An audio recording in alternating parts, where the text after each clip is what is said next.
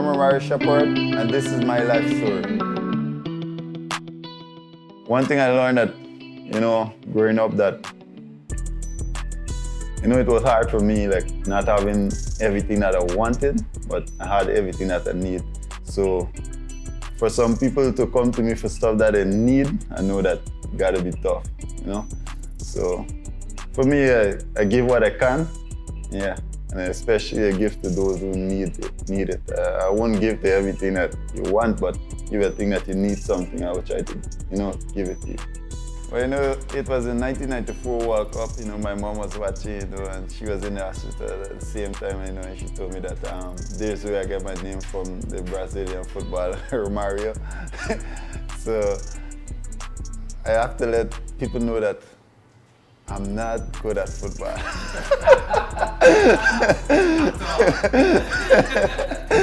So the only thing I have is the name. Yeah. I was born in London, and then I moved up to Borbis with my mom. There's where, it all started where I went to a primary school in New Amsterdam, a small place in Borbis called Country River. So there's where I started, going to school, and we started playing with softball. At that time, tape ball in a riverine area. So there, you travel by boat mostly.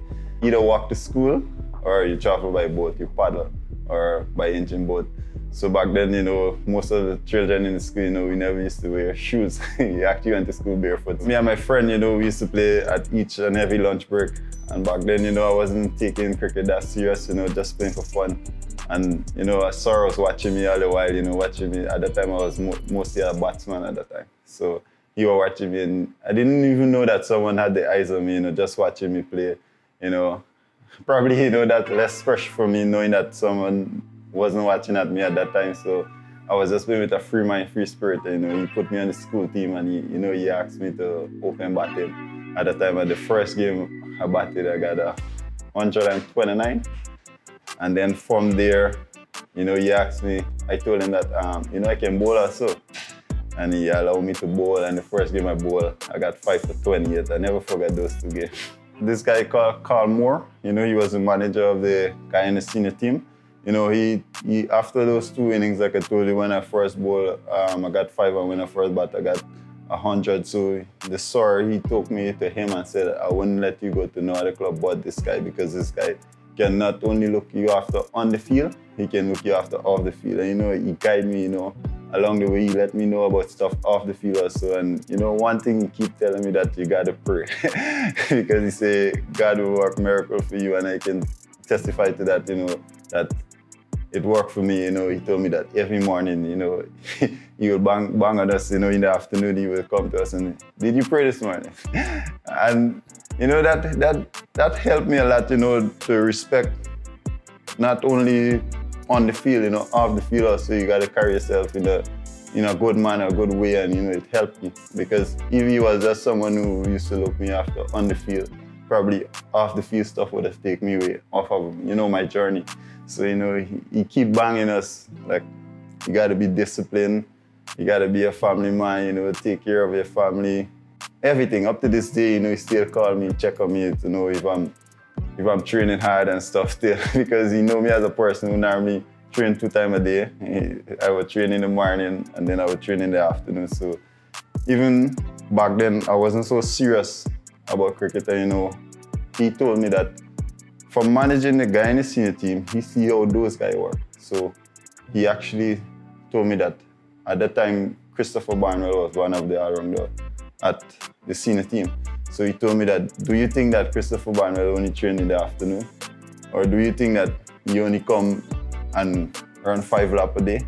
I said, no. He said, well, if you want to be one of the best players, you got to train like the best. So I said, okay. From then on, I started training in the morning. Then I started training in the afternoon.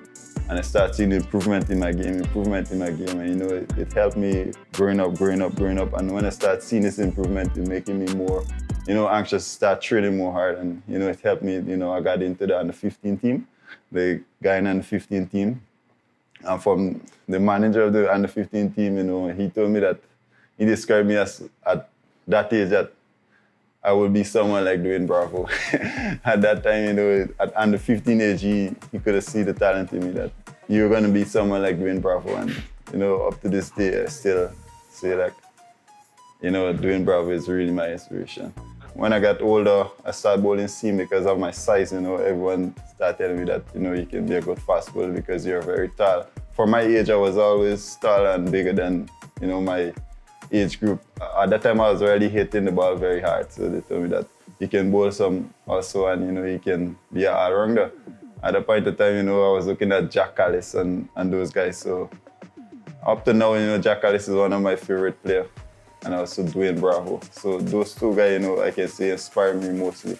And knowing that Dwayne Bravo is from the West Indies, I lean more to him. I started looking at him mostly. You know, up to this day, I keep a close relationship with him. So that was, you know, those two guys inspire me from watching on television. And then, you know, in limited over, I was always doing better than in the 3-day format at that time. So everyone, you know, started telling me that, you know, you got to take it serious, you got to work hard. And, you know, from there, I went to Trinidad. I played in some club match in Trinidad. I played with Darren Ganga Club, Victoria. You know, and there's where I met Darren Ganga. You know, he started telling me, the first time he saw me, I was batting at number 7. And he told me that I look more than a number 7 batsman in this level of cricket. So they put me to open batting. And from there on, you know, the second year I went back, they told me that I shouldn't come back because there's no way I should be wasting my talent playing at this level of cricket when I can stay home and try and make a kind of team where I would benefit more. So they told me Darren Ganga had a gears. I think he have a gears company and he gave me like a full kit, full bag gears, and he told me that don't come back, stay and make your team. Amazon Warriors team, yeah. And then there on I started doing well. In 2019 I did well. And then I got a call from the selectors that I'm in the 5th over team. And that was really amazing, you know. I couldn't believe it that I was in the West Indies team. At that time I could have just go on tour with the West Indies team and that would have been enough. But then I went to India, we played Afghanistan in India, and I made my debut there. When COVID came, it was really tough for me, you know, to train and, you know, just being locked away in a room and stuff like that, you know, that was tough, you know, just starting of it. Because, you know, for us, you know, international cricket is hard. Then playing under the COVID restriction was making it even tougher. Because, you know, at the time, you know, you just made your debut and the same year you made your debut, you know, this disaster and stuff like that. So it make it tough on you. So, but at the end of the day, you know, you got to look at it in a positive way where you can, at the end you fight through it, you know, you can achieve stuff that, you know, you can look back and say, well, I went through this period in my life, you know, I had to fight for it and stuff like that. So I look at it not too much on the negative side, but try to get all the positive out of it. So to say that, you know, it helps you get to know your teammate more. My son now is coming up and he's watching. So he's into the game, so sometimes whenever I get out, he will get angry because he more like lean as a batsman. He more look at me as a batsman. So whenever I get out, he will be mad at me and stuff like that. But he's cool, but he don't mind whatever I bowl. If I get wicket, he's happy, but he look at me more as a batsman.